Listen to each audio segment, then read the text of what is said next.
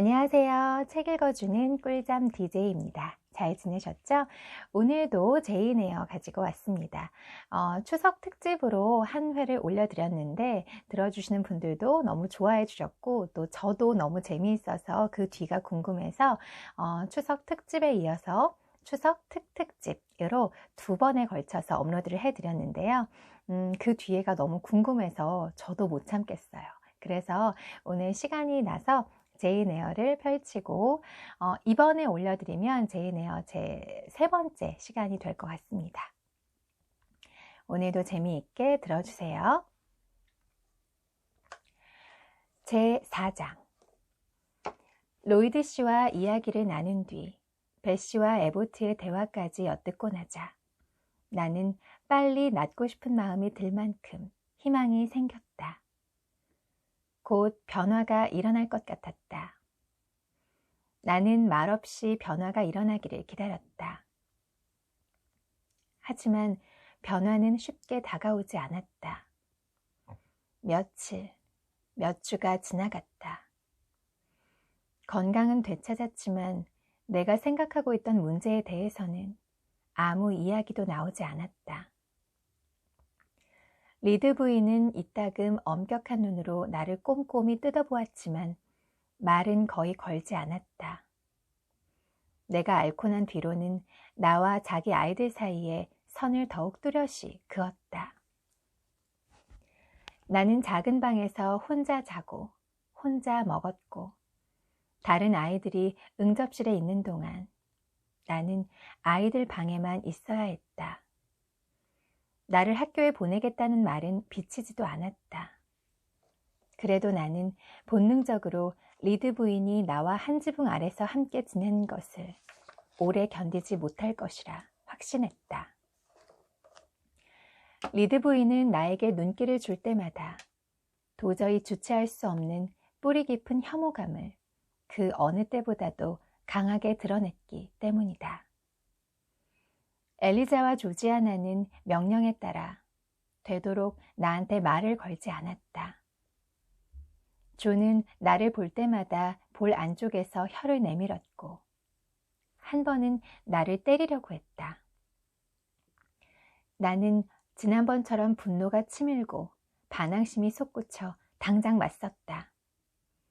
그러자 조는 그만두는 것이 낫겠다고 판단하고는 욕을 뱉고 내가 자기 코피를 터뜨렸다면서 달아났다. 실제로 나는 존의 코를 주먹으로 힘껏 후려쳤다. 그리고 내 주먹 때문인지 표정 때문인지 몰라도 존이 겁먹은 모습을 보자 여세를 몰아 끝까지 혼내주고 싶은 마음이 굴뚝 같았다. 하지만 존은 이미 자기 엄마한테 가 있었다. 엉엉 울면서 저 못된 제이네어가 어떻게 들고양이처럼 달려들었는지 일러바치는 소리가 들렸다. 다음 순간 리드 부인은 갑자기 매정하게 말을 가로막았다. 그의 이야기는 하지 마라, 존. 가까이 가지 말라고 했잖니. 그 아이 눈길을 줄 가치도 없어. 난 우리 아이들이 저런 아이와 사귀는 걸 바라지 않는다. 나는 난간 위로 몸을 내밀고 곰곰이 따져보지도 않은 채 냅다 소리쳤다. 그 애들도 나랑 사귈 자격이 없어요. 리드 부인은 상당히 뚱뚱한 여자였다. 하지만 이런 대담하고 뻔뻔스러운 선언을 듣자마자 잽싸게 계단을 뛰어 올라와 회오리 바람처럼 나를 끌고 아이들 방으로 갔다. 그러더니 내 침대가에 나를 털썩 던져놓고는 그날 하루 종일 어디 그 자리에서 일어나거나 한마디라도 해볼 테면 해보라고 단호하게 말했다. 리드 외삼촌이 살아계셨다면 뭐라고 했을까요? 나도 모르게 이런 물음이 터져나왔다. 나도 모르게라고 말한 것은 내 의지가 허락하지도 않았는데 혀가 멋대로 그 말을 내뱉었기 때문이다. 내가 전혀 통제할 수 없는 뭔가가 내 입을 통해서 이야기했다. 뭐라고? 리드 부인이 나직하게 말했다. 늘 차갑고 냉정하던 잿빛 눈에 두려운 표정이 떠올라 있었다. 부인은 내 팔을 놓고는 어린 아이인지 악마인지 모르겠다는 듯이 뚫어지게 나를 바라보았다. 나도 이제 돌이킬 수 없었다. 리드 외삼촌은 하늘에 계시니까 외숙모가 하는 행동이나 생각을 다 알아요. 우리 엄마랑 아빠도 그렇고요. 외숙모가 나를 하루 종일 가둔 것도 알고 내가 죽기를 바란 것도 안다고요. 리드 부인은 곧 기운을 차렸다. 리드 부인은 나를 마구 흔들어대더니 따귀를 후려치고는 한마디도 안 하고 나가버렸다. 그러고 나자 배씨가 내가 보통 집에서 자란 아이들 가운데 가장 못되고 제멋대로라는 증거를 들어가며 1시간 동안이나 설교를 늘어놓았다. 나는 그 말을 어느 정도는 믿었다. 내 가슴 속에 나쁜 감정들만 소용돌이치고 있는 것이 느껴졌기 때문이다. 11월, 12월, 그리고 1월의 절반이 지나갔다. 게이츠헤드 저택에서는 늘 그렇듯이 흥겨운 잔치 분위기 속에서 크리스마스와 새해를 보냈다. 선물을 주고받고 만찬과 저녁 파티가 열렸다. 물론 나는 모든 즐거움에서 빠져 있었다. 내게 주어진 즐거움이란 엘리자와 조지아나가 날마다 차려입는 옷을 구경하고 둘이 얇은 모슬린 드레스를 입고 붉은색 허리띠를 맨 채 머리를 곱슬곱슬하게 정성껏 손질해서 응접실로 내려가는 모습을 보는 것뿐이었다. 그 뒤에는 아래층에서 연주되는 피아노나 하프 소리, 집사와 시종들이 오가는 소리, 다과를 건넬 때 잔과 도자기가 챙챙 부딪히는 소리, 응접실 문이 열렸다 닫힐 때 언뜻언뜻 들리는 웅성거리는 이야기 소리에 귀를 기울였다. 계단 꼭대기에서 그러고 있다가 지겨워지면 외롭고 조용한 아이들 방으로 갔다. 거기서라면 조금 슬프긴 해도 비참하진 않았다. 사실 나는 사람들과 어울리고 싶은 마음이 눈꼽만치도 없었다. 어차피 사람들 가운데 있어도 있으나 마나한 존재였기 때문이다. 배씨가 상냥하게 나와 놀아주었다면 나는 신사와 숙녀들로 가득한 방에서 리드 부인의 무시무시한 눈길을 받으며 사람들 앞을 지나가는 대신에 조용히 배씨와 함께 지내는 것을 큰 기쁨으로 여겼을 것이다. 하지만 배씨는 엘리자와 조지아나에게 옷을 입히기가 무섭게 촛불을 들고 부엌이나 가정부의 방같이 활기찬 곳으로 날아가 버렸다. 그러면 나는 난로불이 잦아들 때까지 무릎 위에 인형을 올려놓고 앉아있으면서 어두침침하고 유령이 나올 것 같은 이 방에 나밖에 없다는 것을 확인하려고 이따금씩 주위를 두리번거렸다. 그리고 깐부기 불이 흐릿한 불씨로 꺼져갈 무렵이면 서툰 솜씨지만 애써 매듭을 풀고 끈을 잡아당겨 허겁지겁 옷을 벗고 추위와 어둠을 피해 쉴 곳을 찾아서 침대로 파고들었다. 침대에 갈 때는 늘 인형을 가지고 갔다. 인간이란 존재는 반드시 뭔가를 사랑해야 한다. 내게는 이보다 더 사랑할 만한 가치가 있는 대상이 없었던 탓에 나는 작은 허수아비처럼 초라하고 빛바랜 인형을 사랑하고 소중히 여기는 데서 기쁨을 찾았다. 손님들이 떠나기를 기다리면서 배씨가 2층으로 올라오는 소리가 들릴까 하고 귀를 기울이는 시간은 정말로 길게 느껴졌다. 이따금 배씨는 중간에 골무나 가위를 찾으러 올라왔다. 저녁으로 빵이나 치즈케이크 따위를 갖다 주고는 내가 먹는 동안 침대에 앉아 있다가 다 먹고 나면 이불을 꼭꼭 여며주고 2번 입을 맞춘 다음 잘 자요, 제인 아가씨 하고 인사해 주기도 했다. 그렇게 다정하게 굴 때면 배씨가 세상에서 가장 훌륭하고 예쁘고 상냥한 사람인 것 같았다. 나는 배씨가 언제나 그렇게 상냥하고 싹싹했으면 이따금씩 나한테 이래라 저래라 명령하고 꾸짖고 터무니없는 일을 시키지 않았으면 하고 간절히 바랐다. 배씨리는 타고난 재주가 많은 여자가 틀림없었다. 무슨 일이든 야무지게 해냈고 이야기도 아주 맛깔스럽게 들려주었다. 적어도 나한테 들려준 옛날 이야기는 그랬다. 내 기억이 맞다면 배씨는 얼굴도 몸매도 예뻤다. 검은 머리, 검은 눈동자에다 이목구비가 반듯반듯하고 얼굴빛도 건강하고 투명하며 몸매가 날씬한 아가씨였다.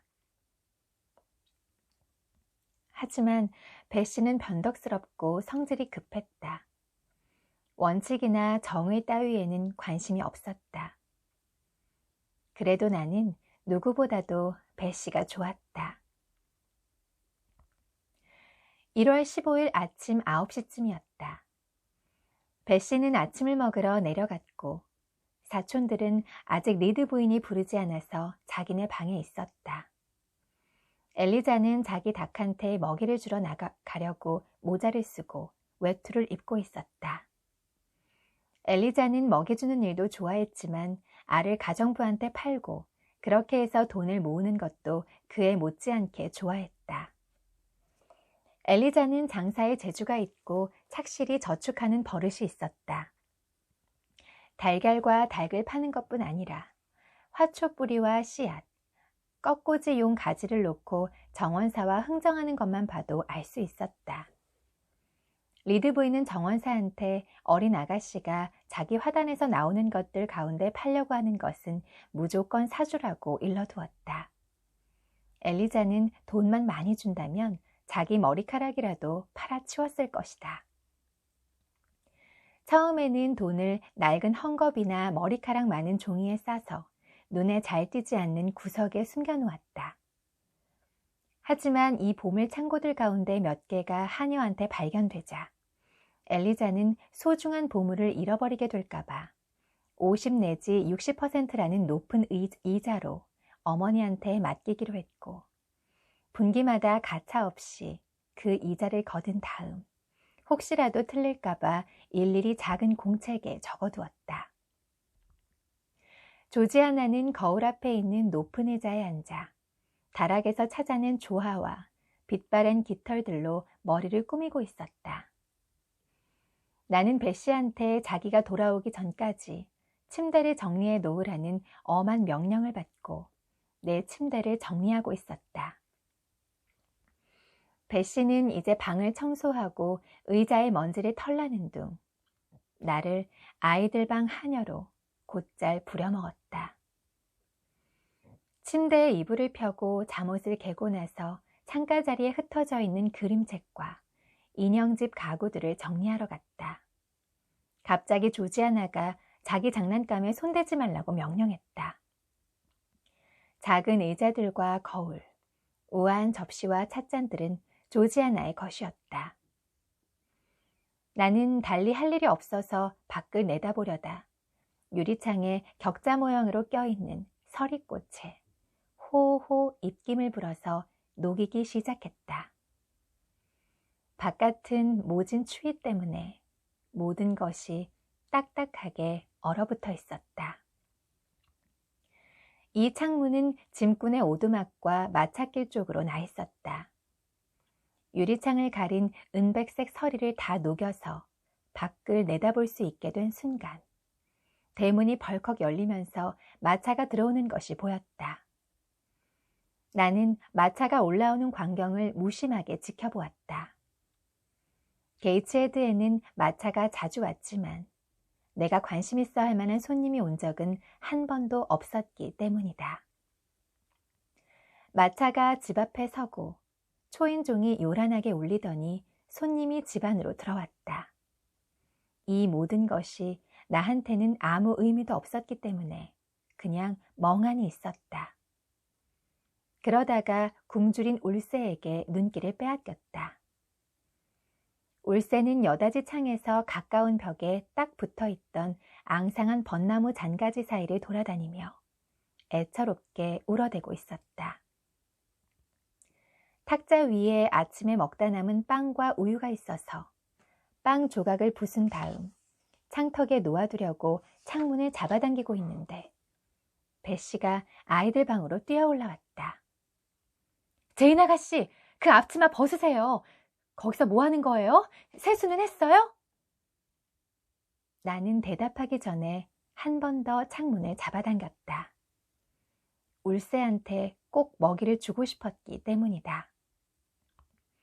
다행히 창문이 열려서 빵 부스러기를 뿌려주었는데 일부는 돌로 된 창턱에, 일부는 벚나무 가지에 떨어졌다. 나는 창문을 닫고 대답했다. 아니, 방금 전에 먼지 터는 거 끝냈어. 조심성 없는 애물단지 같은 이라고. 지금 뭐 하고 있었어요? 얼굴이 새빨간 걸 보니 무슨 장난을 치고 있었나 보네. 창문은 왜 열었어요? 나는 굳이 대답하지 않아도 되었다. 배씨는 너무 급해서 내 설명을 들을 겨를도 없는 것 같았기 때문이다. 배씨는 나를 세면대로 끌고 가서 인정사정 없이, 그러나 다행스럽게도 얼른 비누와 물로 내 얼굴과 손을 씻기고 거친 수건으로 벅벅 닦았다. 배씨는 뻣뻣한 빗으로 머리를 가지런히 빗기고 앞치마를 벗기더니 서둘러 계단 꼭대기로 데려가서는 곧장 아래층으로 내려가라고 했다. 작은 거실에서 누가 나를 기다리고 있다는 것이었다. 나는 누가 나를 찾는지, 리드 부인도 있는지 묻고 싶었다. 하지만 배씨는 이미 가버렸고 아이들 방문은 닫혀 있었다. 나는 천천히 아래층으로 내려갔다. 거의 석 달 동안이나 리드 부인 앞에 불려가 본 적이 없었다. 너무나 오랫동안 아이들 방에만 갇혀 있었던 탓에 거실이며 식당이며 응접실은 내게 무서운 곳이 되어 있었다. 그래서 그곳에 들어간다는 사실이 몹시 당황스러웠다. 이제 나는 텅 빈 홀에 서 있었다. 내 앞에는 작은 거실문이 있었고 나는 못 박힌 듯 서서 겁에 질린 채 덜덜 떨고 있었다. 그 시절 나는 부당한 벌 때문에 두려움으로 얼마나 한심한 겁쟁이가 되어 있었던가.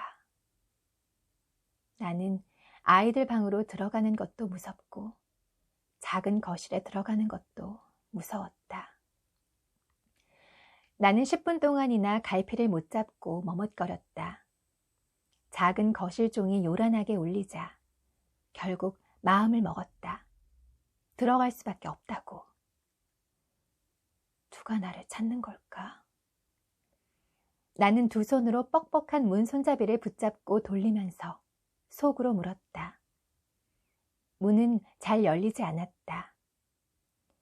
외숙모 옆에 누가 있는 걸까? 남자일까? 여자일까? 손잡이가 돌아가고 문이 열리자 나는 거실로 들어가 허리를 깊이 숙여 인사하고는 고개를 들었다. 시커먼 기둥이 있었다. 적어도 처음에는 그렇게 보였다. 검은 옷을 입은 길쭉하고 고든 형체가 융단 위에 똑바로 서 있었다. 맨 위에 있는 엄숙한 얼굴은 마치 기둥 위에 올려진 깎아놓은 가면 같았다. 리드 부인은 늘 앉던 난로가 자리에 앉아 있었다. 부인은 내게 가까이 오라고 손짓했다. 내가 다가가자 리드 부인은 그 석상 같은 낯선 이에게 이렇게 소개했다. 이 아이가 바로 문의드렸던 아이예요. 그 사람은 천천히 내 쪽으로 고개를 돌렸다. 그는 덥수룩한 눈썹 아래 호기심으로 초롱초롱 빛나는 잿빛 눈으로 나를 살펴보더니 굵은 목소리로 엄숙하게 말했다. 몸집이 작습니다. 몇 살이죠? 10살이에요. 그렇게나 많습니까? 신사는 믿어지지 않는 듯 대꾸했다. 그러고는 몇 분 더 나를 찬찬히 뜯어보았다. 이윽고 신사가 나에게 말을 걸었다. 이름은 뭐지? 제인 에어입니다. 나는 고개를 쳐들었다. 그 신사는 키가 아주 큰 것 같았다. 물론 그때 나는 몹시 어렸다. 그 사람은 얼굴 생김새가 큼직큼직했고 얼굴뿐 아니라 뼈대가 투박하면서도 단정했다. 제인 에어라. 넌 착한 아이지? 이 말에 그렇다고 대답할 수는 없었다. 내 작은 세계에서는 그와 반대되는 의견을 갖고 있었다. 나는 입을 다물었다. 리드 부인은 고개를 설레설레 젓는 것으로 대답을 대신하고는 이렇게 덧붙였다. 그 이야기는 하지 않는 게 나을 거예요, 브로클허스트 씨. 정말 안 됐군요. 아이랑 이야기 좀 해야겠습니다. 우뚝 서 있던 신사는 허리를 구부리더니 리드 부인 맞은편에 있던 안락 의자에 앉았다. 신사가 말했다. 이리 오렴. 나는 융단을 지나갔다. 신사의 말대로 바로 앞에 가서 섰다. 이제 나와 같은 높이에서 얼굴을 마주보니 정말 볼만했다. 코가 얼마나 큰지, 입은 또 어땠는지, 이는 엄청나게 큰 데다 앞으로 툭 튀어나와 있었다. 신사가 입을 열었다. 난 못된 아이를 보면 정말 슬프단다. 특히 못된 여자아이 말이지. 나쁜 사람들은 죽으면 어디로 가는지 아니? 지옥에 가요. 나는 준비된 정답대로 대답했다. 지옥이 뭐지? 말해볼래? 불이 활활 타는 구덩이예요. 그럼 넌 그 불구덩이에 떨어져서 영원히 타고 싶니? 아니요. 그걸 피하려면 어떻게 해야 되지? 나는 잠시 곰곰이 생각했다. 잠시 뒤에 나온 내 대답은 괘씸하게 들릴 만도 했다. 반드시 건강을 지켜서 죽지 않는 거죠. 어떻게 건강을 지킬 수 있다는 거지? 너보다 어린 아이들도 날마다 죽어가는걸? 하루인가 이틀 전에 5살짜리 어린아이를 못 구웠단다. 착한 아이라서 이제 영혼이 하늘나라에 있겠지. 네가 하늘나라의 부름을 받는다면 아무래도 천국에는 못 갈 것 같구나. 나는 천국에 갈 만큼 착한 아이가 아니었기 때문에 눈을 내리깔고 융단 위에 놓여있는 커다란 두 발만 바라보면서 한숨을 쉬었다. 어딘가 먼 곳으로 가고 싶다고 생각하면서. 그 한숨이 마음에서 우러나온 것이며 훌륭한 은인한테 배를 끼친 것을 후회하는 한숨이기를 바란다. 나는 속으로 말했다. 은인? 은인이라고? 다들 리드 부인더러 내 은인이라고 해. 그렇다면 은인이란 아주 기분 나쁜 것인가 보지? 신사는 계속 신문을 했다. 아침 저녁으로 기도를 하니? 네. 성경을 읽어? 가끔요. 기꺼이 말이냐? 성경을 좋아하니? 요한계시록이랑 다니엘, 창세기, 사무엘을 좋아해요. 그리고 출애굽기 조금이랑 열왕기, 역대기의 몇몇 부분이랑 욥기와 요나를 좋아해요. 시편은? 시편도 좋아하면 좋을 텐데. 안 좋아해요. 안 좋아한다고? 이럴 수가. 너보다 어린 사내 아이를 아는데 시편 가운데 6편을 외우고 있단다. 그 아이한테 생강 비스킷을 먹을래? 시편에 나오는 시 한 편을 읽힐래? 하고 물으면 이렇게 말한단다. 시편의 시를 배울래요. 천사들이 시편을 노래해요. 나도 이 세상에서 작은 천사가 되고 싶어요. 그러면 그 아이는 어린 신앙심에 대한 보답으로 생강 비스킷 2개를 받는단다. 내가 말했다. 시편은 재미없어요. 그러니까 너는 마음씨가 나쁘다는 거다. 그러니 반드시 하느님께 바꾸어 달라고 기도해야 돼. 깨끗한 새 마음을 달라고 말이야. 돌 같은 마음을 없애고 피가 통하는 마음을 달라고. 어떻게 마음을 바꿀 수 있는지 물어보려던 순간 리드 부인이 나더러 앉으라고 했다. 그러고 나서는 자기가 직접 이야기를 끌어갔다. 브로클 허스트 씨, 3주 전에 쓴 편지로 말씀드린 것처럼 이 아이는 제가 바라는 성격이나 기질을 전혀 갖고 있지 않아요. 로드 학교에서 이 아이를 받아주신다면 교장 선생님이나 교사들이 이 아이를 엄격하게 감시해 주세요. 무엇보다도 이 아이의 가장 큰 결점인 남을 속이는 버릇을 조심해 주시면 고맙겠습니다. 네가 브로크러스트 씨까지 속일까봐 일부러 네 앞에서 이런 이야기를 하는 거다. 내가 리드 부인을 두려워하는 것도 싫어하는 것도 당연했다. 나에게 잔인한 상처를 주는 것이 부인의 천성이었기 때문이다. 리드 부인 앞에서 나는 한 번도 행복하지 않았다. 아무리 열심히 복종해도 아무리 마음에 들려고 애를 써도 번번이 퇴짜만 맞았고 언제나 위와 같은 판정들만 돌아왔을 뿐이다. 처음 보는 사람 앞에서 쏟아진 비난이 내 가슴을 찔렀다. 나는 리드 부인이 정해놓은 새로운 생활 속에서 희망의 싹을 틔울 수도 있었다. 그러나 리드 부인이 벌써부터 그 싹을 잘라버리고 있다는 것이 어렴풋이 느껴졌다. 뭐라 표현할 수는 없지만 내 앞길에 혐오감과 몰인정함의 씨앗을 뿌리고 있는 것이 느껴졌다.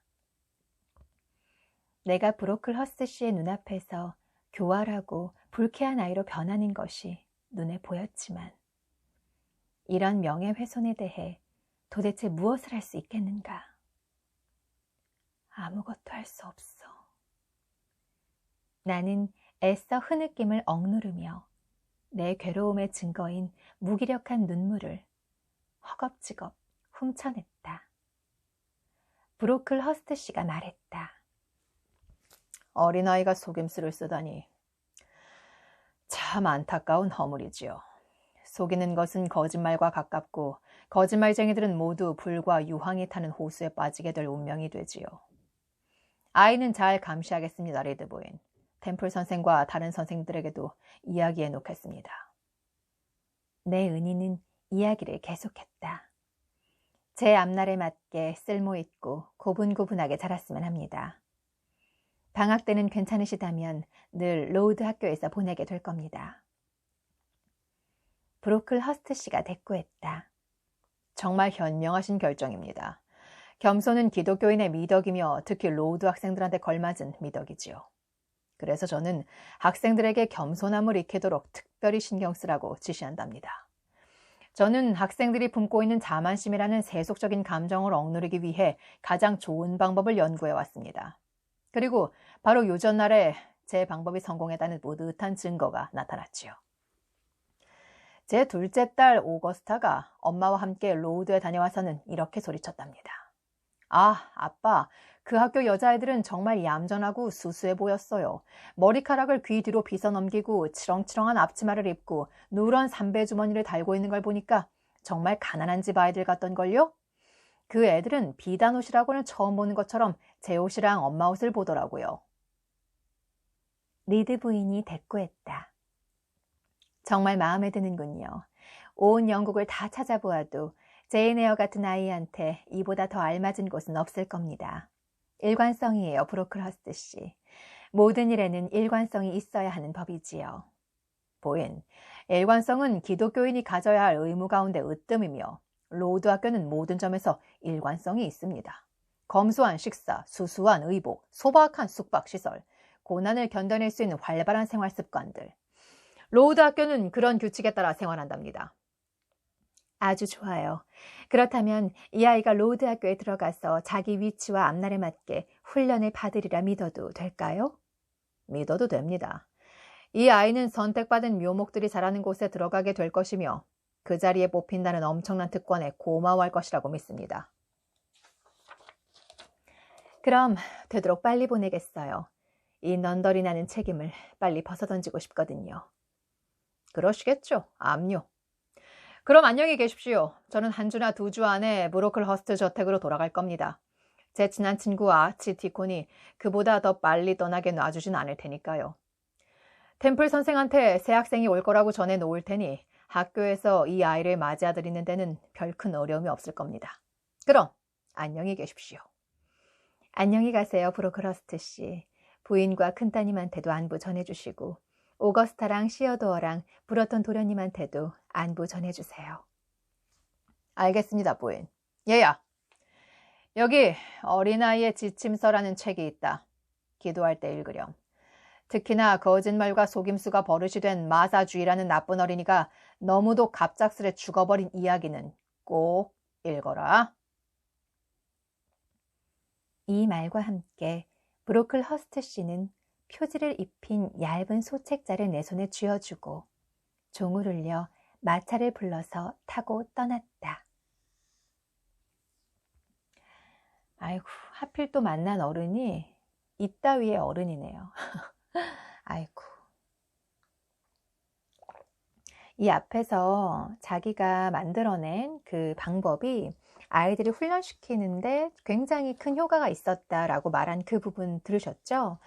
아니, 그러니까 이 사람들은 특권의식에 아주 그냥 쩔어 있는 사람들인 거예요. 우리는 선택받았고, 우리는 부자고, 너희들은 가난한 집 아이들답게 그냥 가난하게 살아. 그리고 우리 그 부자인 우리들을 보면서 아주 찬양하듯 경배하듯 찬미하듯이 그렇게 보고 살아. 너네랑 우리는 달라. 이런 마음을 가지고 있는.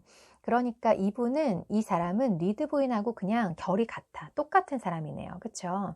이런 사람이 교장으로 있는 학교니까 이 로우드 학교가 어떤 분위기일지 안 봐도 비디오입니다. 그쵸? 학교 아이들이 정말 얌전하고 수수해 보였고, 머리카락을 귀뒤로 빗어 넘겼고, 누런 삼배 주머니를 달고 있고, 그 애들 아빠 정말 가난해 보였어. 그리고 비단 옷을 처음 보는 것처럼 우리 엄마랑 내 옷을 봤어, 아빠. 그 아이가 그렇게 말을 한 거죠. 이 브로클허스트 씨의 딸이.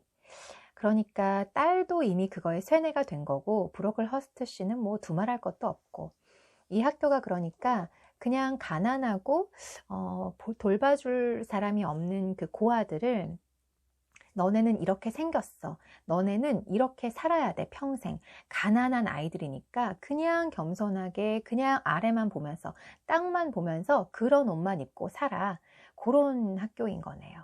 근데 이 학교에 리드 부인이 이제 이 제인 에어를 보낸다는 그런 결정을 하게 된 거죠. 제가 사실 에그타르트를 한 입 먹으려고 했는데 먹을 수가 없네요. 하필 또 이런 부분을 읽는데 너무 달콤하고 맛있는 스윗한 디저트를 제가 준비했습니다. 오늘 내용이 이럴 줄은 몰랐어요. 계속해서 읽어드리겠습니다. 리드 부인과 나만 남았다. 몇 분이 침묵 속에 흘러갔다. 리드 부인은 바느질을 하고 나는 그 모습을 지켜보고 있었다. 리드 부인은 그 당시 37살쯤 되었을 것이다. 어깨가 떡 벌어지고 팔다리가 튼튼하고 건장한 몸집이었다. 키가 별로 크지 않고 몸집이 뚱뚱하긴 했지만 지나치게 살이 찐 것은 아니었다. 얼굴은 상당히 크고 아래턱이 튼튼하게 발달되어 있었다. 이마는 좁고 턱은 큰 데다 튀어나와 있었으며 입과 코는 아주 단정했다. 숱이 적은 눈썹 밑으로는 무정한 눈이 빛나고 있었다. 살갗은 까무잡잡하고 칙칙했으며 머리카락은 옅은 황갈색에 가까웠다. 체질은 매우 건강해서 병이라고는 몰랐다. 리드 부인은 꼼꼼하고 영리한 살림꾼이어서 집안 식구들과 소작인들을 철저하게 관리하고 있었다. 부인의 권위에 반항하고 비웃는 것은 아이들 뿐이었다. 또 리드 부인은 옷도 잘 입고 멋진 옷을 돋보이게 하는 풍채도 지니고 있었다. 나는 2, 3m 떨어진 등받이 없는 낮은 의자에 앉아서 리드 부인의 모습과 얼굴 생김새를 꼼꼼히 뜯어보았다. 내 손에는 거짓말쟁이 이야기가 실린 소책자가 들려있었다. 나한테 딱 알맞은 경고이니 잘 보라고 받은 책이었다. 방금 지나간 일들, 리드 부인이 브로클 허스트 씨한테 말한 것, 두 사람이 나눈 이야기들이 여전히 생생하게 떠오르고 내 마음을 아프게 찔렀다. 그 이야기를 똑똑히 듣고 있을 때 말 한마디 한마디가 칼날로 찌르는 듯이 아팠다. 그리고 이제 격렬한 분노가 끓어올랐다. 리드 부인은 바느질을 하다가 고개를 들었다. 눈길이 나한테 머무르는 것과 동시에 재빨리 움직이던 손도 멈추었다. 이 방에서 나가거라. 아이들 방으로 돌아가. 리드 부인이 명령했다. 엄청난 불쾌감을 꾹 누르며 말한 것으로 보아 내 표정이나 무엇인가가 기분 나빴던 게 틀림없다. 나는 일어나서 문가로 갔다가 다시 돌아왔다. 그러고는 창 쪽으로 가서 리드 부인에게 다가갔다. 나는 꼭 말을 해야 했다. 그렇게 심하게 짓밟혔으니 이제 반드시 되갚아 주어야 했다. 하지만 어떻게? 내가 무슨 힘이 있어서 적에게 재빨리 보복을 한단 말인가? 나는 온 힘을 끌어모아 다음과 같이 날이 뭉툭한 문장에 실어보냈다. 난 속이지 않아요. 내가 그런 아이라면 외숙모를 사랑한다고 말했을 거예요. 하지만 난 외숙모를 사랑하지 않아요. 나는 존 다음으로 외숙모가 싫어요. 그리고 거짓말쟁이가 나온다는 이 책은 조지아나한테나 주세요. 거짓말쟁이는 내가 아니라 그 애니까요. 리드 부인의 손은 바느질감 위에서 꼼짝도 하지 않았다. 얼음 같은 눈이 싸늘하게 내 눈을 바라보고 있었다. 더 할 말이 있느냐? 그 목소리는 보통 어린아이한테 말하는 것이 아니라 어른 나이쯤 되는 적에게 말하는 것 같았다. 그 눈, 그 목소리는 내 안에 있는 모든 반감을 불러일으켰다. 나는 통제할 수 없는 흥분으로 전율하며 머리부터 발끝까지 부들부들 떨면서 말을 이었다. 아주머니가 내 친척이 아니라서 다행이에요. 내가 살아있는 한 다시는 당신을 외숙모라고 부르지 않을 거예요. 어른이 되어서도 절대로 만나러 오지 않을 거예요. 누군가 나한테 당신을 좋아하느냐고, 당신이 나한테 어떻게 대했는지 묻는다면 나는 생각만 해도 구역질이 나고 당신이 나한테 파렴치할 정도로 잔인하게 대했다고 말할 거예요. 감히 어떻게 단언할 수 있지, 제인에요? 어떻게 감히 그러느냐고요, 리드 부인? 어떻게 감히? 그야 사실이니까요. 당신은 내가 감정도 없고 사랑이나 친절 같은 게 전혀 없어도 지낼 수 있다고 생각하지요? 하지만 난 그렇게 살 수 없어요. 더구나 당신은 동정심도 없죠. 나는 결코 잊을 수 없을 거예요. 고통스럽고 슬픔에 목이 메면서도 용서해 주세요. 좀 봐주세요, 리드 외숙모. 하고 소리치던 나를 붉은 방에 거칠게 밀어넣고 가두었던 그때의 일을 나는 죽는 날까지 잊지 않을 거예요. 못된 당신 아들이 괜히 나를 때려서 쓰러뜨렸는데 당신은 오히려 나한테 고통스러운 벌을 주었죠. 누구든 물어보면 나는 사실대로 말할 거예요.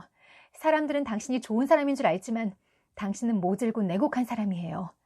당신이야말로 남을 속이는 사람이라고요. 이 말이 다 끝나기도 전에 나의 영혼은 지금까지 느껴보지 못한 자유로움과 승리감에 부풀어 높이 날아올랐다. 보이지 않는 굴레가 부서지면서 기대하지도 않았던 자유로움으로 나온 듯한 기분이었다.